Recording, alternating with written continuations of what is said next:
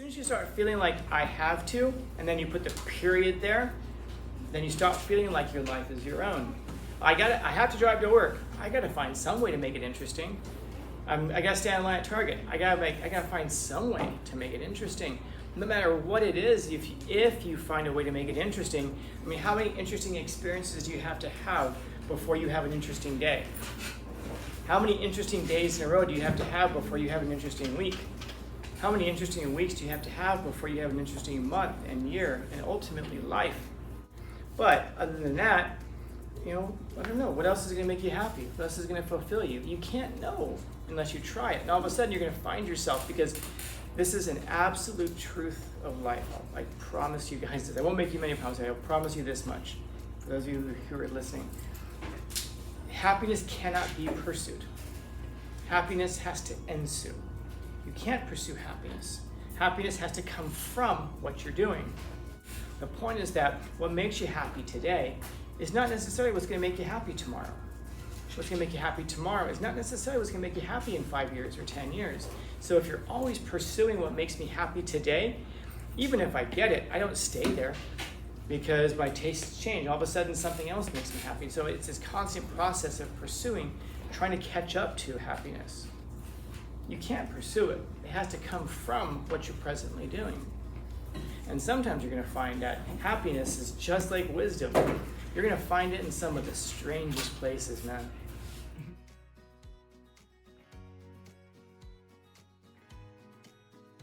It's funny, it's actually reciprocal. So you live in an environment that kind of helps produce you, and then the environment that you're living in is affecting your mood, which affects how you interact with the environment, and it's like this spiral. Yeah? In other words, like if you're unhappy with where you live, so your room is a complete mess, and then the fact that your room is a complete mess, it affects your mentality. And then because it affects your mentality, you make the situation even worse. You trash the room more, or whatever. In other words, it becomes this spiral. But you'd be amazed on how much you can do just by changing your environment a little bit. That's why, a piece of advice I give people whenever you're kind of undergoing any kind of like mental stress, anxiety or whatever, it sounds silly, but believe me, man, this makes a huge difference. Even if it's got nothing to do with this, I tell you, clean your room, make your bed. Well, why? What's that got to do with my anxiety? Imagine coming home to your clean room and your clean bed, your made bed. In the morning, you wake up, first things first, you make your bed. Oh, but I'm so tired. It's like, but that sets that tone now for the rest of the day. I'm just too blank to do blank. I'm too tired to clean my room. I'm too tired to do my homework. I'm too tired to go to work. I'm too whatever, fill in the blank of it. I'm too this to do that. In other words, as soon as we accept those excuses out of ourselves, we accept the environments that we're living in. Maybe that's the important thing to say. That when we make those kinds of excuses, we accept the environments that we're living in, and then we just think, that's just the way it is. My room's a mess. I guess that's just the way it is. Can't do nothing about it. You could wake up, set your alarm 3 minutes earlier, 2 minutes earlier to make your bed. I'm already tired. You can't exert that little bit of an effort to take control of the environment that you have control over. And that's why, making your bed or cleaning your room or wherever it is that you sleep or live, to make sure that space is really neat and ordered, it's because that's the one thing that you have control over. And if you can't control the one thing that you have control over, well, surprise, surprise, you'll feel like you have no control over anything in your life. And if you have no control over anything in your life, then it's not really your own life. You don't have control over yourself. You don't have personal sovereignty. You don't have autonomy to decide the course of your own life. And then it starts to feel like, well, then it's not really my own life. So if it's not really my own life, who cares? And then we can treat ourselves badly because we just figure it's not our own life. Think about, excuse me, if there's a car, let's say I go buy a new car, and I bring the keys and I go, guys, this car is the people's car. Brand new car, brand new BMW, let's say. So if anybody wants to use it, you're free to use the car. How long did it take before that car was absolutely trashed? Not long, man. By the end of the day, for sure. Imagine if it was your brand new BMW, though. How long would it take before that car was trashed? Yeah, years. Take really good care of it. But as soon as but that's because you feel like it's yours. If you don't feel like it's yours, if you feel like it's just like everybody else's, then you allow your own life to get trashed, just like you allow the car to get trashed because it's not your own. So, yeah, okay. What if at the moment I'm just driving my car to work? And it's fine, you get to experience it like this. That's the the experience life, like part of it. All right, fine. What if I'm standing in line at Target? Well, like it's fine too, you understand that at some point, What if I'm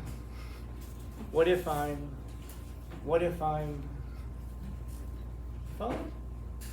What if you have an answer for all of it? You're staying in line at Target? Look around, dude. There's all kinds of weird stuff to look at. There's all kinds of fun stuff to look at. You got to be there anyway. Maybe make the most of being in line at Target. Driving to work? Maybe make the most of your drive to work. And if you guys are any of you guys like incredible singers? Yeah, dude, you guys should hear me, man. I am unbelievably good in my car on the way to work. Like you guys, if anybody listens to Biggie, Notorious B.I.G., I sound just like him, dude. Like you cannot tell. Why are you laughing, man? You can't tell the difference. And then it's really weird because when I teach at my gym, I always play songs like instrumental versions of songs. And then sometimes I'll find myself singing along to it. I remember one time Hypnotize came on and I started rapping along with it. And that was a weird one. I didn't sound like Biggie when it was just me. But when Biggie's rapping, I sound just like him when I'm rapping next to him. You know? In other words, you ever have a concert in your car? And you can find something that like you have to sit there. It's like, yeah, but you gotta, as soon as you start feeling like I have to, and then you put the period there, then you start feeling like your life is your own. I have to drive to work. I gotta find some way to make it interesting. I gotta stand in line at Target. I gotta find some way to make it interesting. No matter what it is, if you find a way to make it interesting, I mean, how many interesting experiences do you have to have before you have an interesting day? How many interesting days in a row do you have to have before you have an interesting week? How many interesting weeks do you have to have before you have an interesting month and year and ultimately life? If you can find things to make it interesting. Has anybody ever seen, I think it's called Click. It's Adam Sandler. Is that what it's called, Click? Yeah. I've never seen it before, but I'm familiar with the concept, and I saw a part of the movie one time. In short, if I remember correctly, it is Adam Sandler, is it? It is Adam Sandler. Okay, it is Adam Sandler. Essentially, he gets a hold of a remote control where he can fast forward over parts of his life. He can't rewind, but he can fast forward. And so he discovers that, and he's all excited. He's like, whoa, all this stuff I don't want to have to sit through. So like driving to work, fast forward. And then all of a sudden he's at work. He doesn't have to sit in traffic. Driving home, all of a sudden he's home. Like, whoa. I want to say like it was like some recital or something like that for one of his kids. He's like, oh, this is boring, all the way to the end. And he finds himself like addicted to the fast forward button. And all of a sudden he's like sits around and he's old. His kids are gone. Life is, his life is winding down. And he's like, what the hell happened to my life? It's just gone like that. Like in real life, it would take you 60 years or so. In his world, it took him like a few weeks because he was fast forwarding over all of the mundane things, all of the boring things. Are there times in life that are really boring? Yeah, but there's fewer of them if you can find a way to make things interesting. How do you do that? Go for it. Let me know. There's ways. By the way, having a sense of humor is one of the best ways to do it. Because what's so funny? Everything, if you can look at it just the right way. If you have to sit in line at Target, I mean, there's funny stuff happening all around you if you're just paying attention to it, and you have a deep enough sense of humor. You know, anywhere that you are, even in here, like, even as I stand up here, I would encourage you guys sometimes to just like sit up here or sit where you are and just like observe the room as things are going on. And you're gonna see some of the weirdest stuff in the world, man. Like just about a minute or so ago, I saw one of you guys picking your nose. I didn't say who it was. But I swear, man, you got like knuckle deep on that thing, man. I thought you were like scratching your brain just a second ago. And it takes a lot in me to not stop and point out, hey, you're picking your nose. But it's funny because I'm talking about here's the meaning and the purpose of life that will guide you forward. And that's just one thing. There's all kinds of funny stuff going on around here, man. Yeah. So much my goodness. And you're surrounded by people who are doing the same thing, studying. It's just, I mean, like, I don't know, duh. You know, if you're surrounded by people who are on the same mission, versus if you're surrounded by people who are trying to like pull you off mission, or even if you're not trying to get pulled off mission, it's hard not to be. Yeah, like there's no distraction. And Like- it's so quiet. Yeah. Like I was talking recently to somebody. I don't know if I said it recently. It was actually earlier today, but I'm just trying to mask that. And I mentioned why it is that I teach here rather than at the college anymore. And I teach it. I had to go back to the college every few years. It's called sabbatical. So I haven't been there for like 2 years, but I have to go back there. Otherwise, they're gonna fire me, which we can't allow to happen. And someone was asking me like, well, why do you teach here and not over there? And the big part is because this is interesting to me. This is hard. Okay, let me put it this way. If we were at the college right now, okay, if I was over there teaching a class right now, here's what it wouldn't look like. Okay, here's what it would look like. Oh, Dr. Scanlon, I have a question. Oh, that's a very good idea. I'm glad you asked that question. We'd be going back and forth, and it'd be like most of the class, interacting, taking notes. I would walk in and ask, okay, so meditations. So if we go back to meditations, book 5.3, because you were given the assignment to read meditations, and most of the class would have read meditations, so that when you walk in, I don't have to say, all right, guys, take a look at book 2, part 1. Let's read it together. I can just come in and start talking about it, and because the idea is that you've already read it, you've already thought about it, so we're starting from a place of deeper knowledge, rather than let's look at the title and then work from there. What I'm saying is that's easy. That's easy. This is hard, man. This is hard. There's so many of you right now. I'm going to ask the question: how many of you are actually listening to what I'm talking about right now? And I imagine there'd be like 3 or 4 hands that would go up. Everybody else's minds are in different places. Our postures are in different ways. You know, we're focused. You know, like I point out,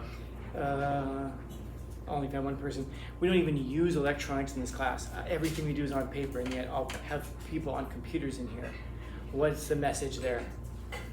No, don't care at all what's happening in here. People are on phones. What's the message that's being sent there? If you can get a college class to focus on it, that's easy. Everyone's like-minded. Everyone's paying to be there. Everyone's already read the stuff before they walk in, because there's actual real consequences for not passing it, but people choose to. Here, if you can get a few people to pay attention to it, man, that's when you feel like you've actually accomplished something, man. And so you'll find, when you're at the college and you're surrounded by people who are like-minded, it's much easier to excel.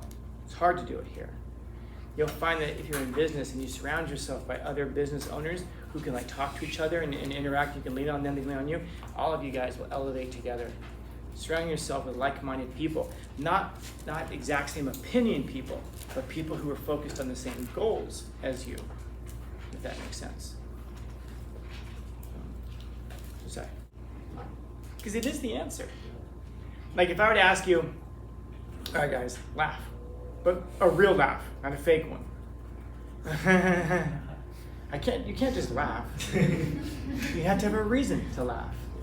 Think if I were to walk in here and say, all right guys, fall in love right now. Look around the room, find someone to fall in love right now. You can't do it. You can't do it. You have to have a reason to fall in love. You have to have a reason to laugh. You have to have a reason to be optimistic. If I were to say to you guys, all right guys, just be optimistic, okay? Oh, better yet, if anybody in here is depressed, here's what you do. You ready? Dude, you already know. What's the advice? Don't be depressed. Stop it. Questions. You have to have a reason to laugh. You have to have a reason to not be depressed. You have to have a reason to be in love. You can't just command a person to be optimistic. You have to give them a reason to. You can't just decide what makes you happy. You have to be made happy by something. And how can you be made happy by something? Well, you experience it. You encounter it. And this is why you should try new foods. Now, having said that, I eat like a 5-year-old. I don't try new foods. That's because I can't taste most foods. But other than that, what experience in life should you not do? Well, probably something that could end your life. Maybe you shouldn't do things that would be like Don't go asking yourself, I wonder what it's like to skydive without a parachute at 30,000 feet. You're not gonna, it's an experience, but it's an experience you can only have once, and then it shuts you off from having all other experiences. So you don't want to experience the things that can destroy your life. But other than that, I don't know, what else is going to make you happy? What else is going to fulfill you? You can't know unless you try it. And all of a sudden you're going to find yourself, because this is an absolute truth of life. I promise you guys this. I won't make you many promises. I'll promise you this much. For those of you who are listening, happiness cannot be pursued. Happiness has to ensue. You can't pursue happiness. Happiness has to come from what you're doing. Like if I were to ask you, I don't know, what's your favorite song? Someone tell me, what's your favorite song right now? Just pick one, doesn't matter, just to make a point. Yes? Harvest Moon by Neil Young. Harvest Moon by Neil Young. Okay. What was your favorite song 5 years ago? Like, I don't remember. Make it up. Um, Just don't say Harvest Like- Moon by Neil Young. no, like a corn song. A corn song 5 years ago. What was your favorite song 6 months ago? What was your favorite song a year ago? What's your favorite song going to be a year from now or 6 months from now? And that's just your favorite song. The point is, you see how like your tastes change and what your favorite song is? If I were to ask you what your favorite specific food is, if I go back to when you were like 7 years old, it's like McDonald's cheeseburgers. And if I ask you today, it's probably something more refined. If I ask you in 10 years, it may be something different. You can't have a favorite food you've never tried before, so perhaps trying more foods gives you more experience in that, and it changes. The point is that what makes you happy today is not necessarily what's going to make you happy tomorrow. What's going to make you happy tomorrow is not necessarily what's going to make you happy in 5 years or 10 years. So if you're always pursuing what makes me happy today, even if I get it, I don't stay there, because my tastes change. All of a sudden something else makes me happy. So it's this constant process of pursuing, trying to catch up to happiness. You can't pursue it. It has to come from what you're presently doing. And sometimes you're going to find that happiness is just like wisdom. You're going to find it in some of the strangest places, man. You really will. Believe me on that. So, yeah, it's not a problem to be solved. What should you be doing in life? I don't know. I think the only thing I can say for sure that you should be doing is the right thing. But other than that, I don't know. Should you guys go to college or not? I don't know. I know that if I was sitting in your place right now, I don't know if I'd be going to college. The only reason I went to college was to play baseball. And then when I was there, it turns out that I stayed for a while. Should you go to college or not? I don't know. I have no idea. Couldn't tell you. You can't ask the question of like, well, what am I supposed to do in life? Who knows? I don't know. But the only thing I can say for sure is that what you should do is the right thing. And that's just a process of behavior. Be honest. Be forthright. Tell the truth. Stand up for the truth. Keep your word. Be virtuous. Be kind. Those things for sure. Do all those things. Exercise wisdom. Exercise justice. Exercise temperance. But other than that, where those virtues take you, no idea. But wherever you go, I suppose there you are. Lord Benjamin.